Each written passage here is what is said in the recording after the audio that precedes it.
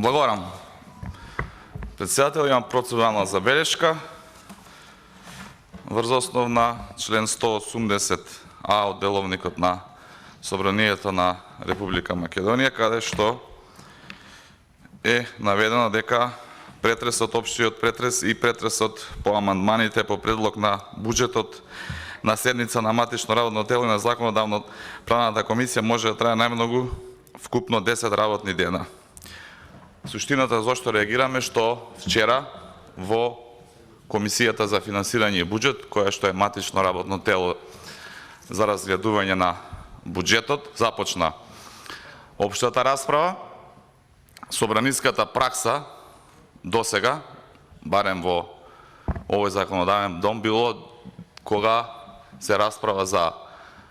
буџетот, тие 10 дена да не се закажуваат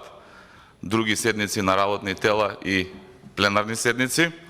се со цел да собранието, пратениците се фокусираат на најважниот документ кој што еднаш годишно, во овој случај и ребалансот го носи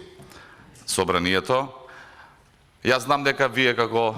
владеачко множинство не многу се грижите за почитување на процедурите, за почитување на законот, за почитување на уставот и собраниската пракса на крајот на криштата, меѓутоа сум должен да укажам. Знам дека секој еден закон кој што има реакции во јавност или е штетен, се обидувате на недемократски, шверцерски начин да го протуркате ни собранието, често користејќи процедури кои што не биле предвидени за тој закон, пред се мислам на злоупотреба на европското знаменце, па така и денеска, кога сме во ек на расправа за буџет, вие како председател на комисија закажувате комисија која што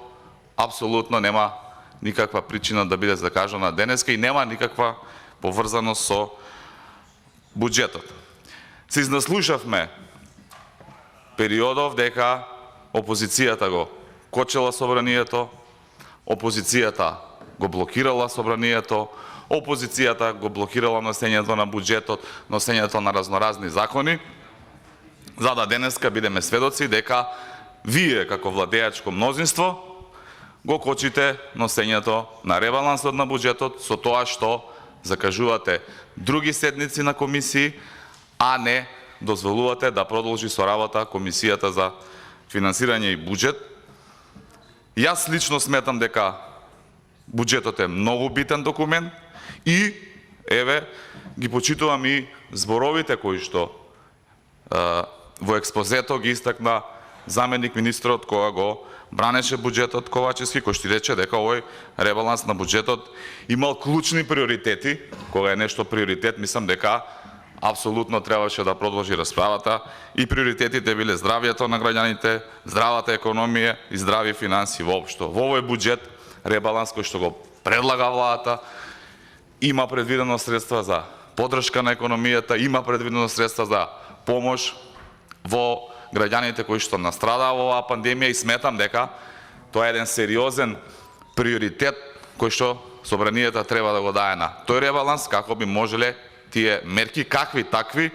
да дојдат до граѓаните, да овозможите на опозицијата да со своји конструктивни амандмани ги подобри тие мерки и едноставно овие 10 дена да бидат